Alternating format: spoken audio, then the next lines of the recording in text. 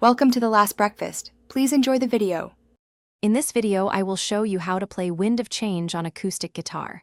First, you'll want to place a capo on the 2nd fret of your guitar. This sets the correct key for the song. We'll focus on 4 main open chords: C major, G major, a minor, and F major. Practice a basic down-down-up-up-down-up strumming pattern to get a feel for the rhythm. This foundation will help you build the entire song. Now let's tackle the verse and pre-chorus sections. The verse follows a simple, repeating chord progression: C major, G major, a minor, and then back to G major. Play this sequence 2 times. For the pre-chorus, you'll switch to F major, then C major, and finally G major, holding the G for 2 measures. Keep your strumming light and steady to capture the song's reflective mood. Moving into the powerful chorus and the bridge.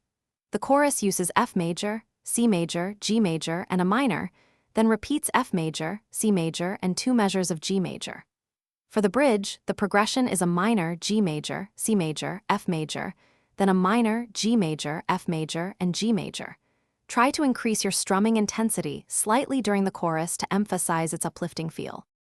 Finally, let's look at the solo and the outro.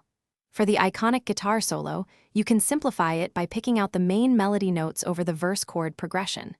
It's a great way to capture the essence without complex techniques. The outro repeats the verse progression: C major, G major, a minor, and G major. Conclude the song with a clear, sustained C major chord, letting it ring out for a satisfying finish. Thanks for watching. If this was helpful, leave a like and consider subscribing. See you next time.